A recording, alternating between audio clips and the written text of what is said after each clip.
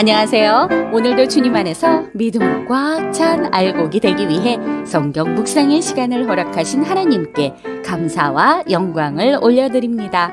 3월 4일 월요일 묵상 말씀을 시작하겠습니다. 오늘의 제목은 변화산과 갈보리산입니다. 산에 오르신 예수님은 영광스럽게 변하시고 그 곁에 모세와 엘리야가 등장합니다. 제자들은 이 사건이 엘리야의 돌의 약속과 어떤 관련이 있는지에 대해 묻습니다. 오늘 본문 마가복음 9장 2절에서 13절까지의 말씀을 함께 듣겠습니다. 엿새 후에 예수께서 베드로와 야고보와 요한을 데리시고 따로 높은 산에 올라가셨더니 그들 앞에서 변형되사 그 옷이 광채가 나며 세상에서 빨래하는 자가 그렇게 희게 할 수 없을 만큼 매우 희어졌더라.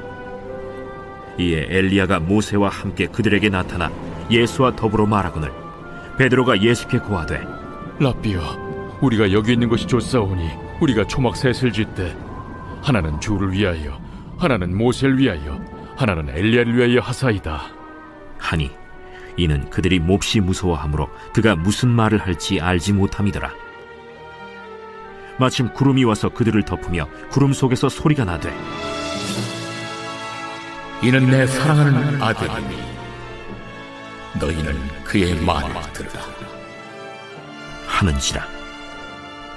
문득 둘러보니 아무도 보이지 아니하고 오직 예수와 자기들 뿐이었더라.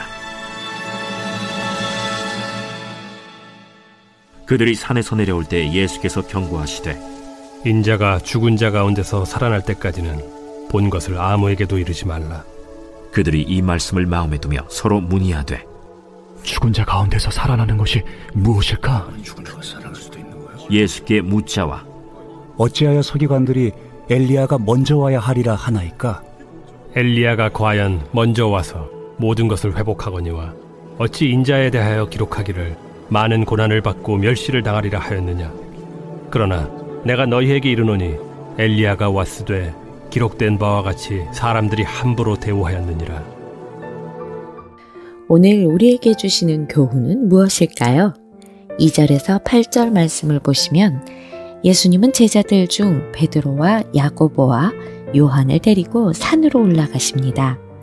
그리고 장차 십자가 사건 후에 부활하실 영광스러운 모습을 미리 보여주십니다. 변화산에서 예수님 곁에 모세와 엘리야가 함께 있던 것은 예수님의 메시아 되심을 증명하는 것입니다. 제자들은 그 영광스러운 모습에 압도되었고 베드로는 우리가 여기 있는 것이 좋사오니 이곳에 초막 셋을 짓자고 말합니다. 변화산에서의 사건은 제자들에게 놀랍기도 하지만 두려움이 더 컸던 것 같습니다. 6절은 베드로가 무슨 말을 하는지 알지 못했던 이유를 그들이 두려움에 빠졌기 때문이라고 기록하고 있습니다. 그때 하나님의 음성이 들립니다. 이는 내 사랑하는 아들이니 너희는 그의 말을 들으라고 하십니다.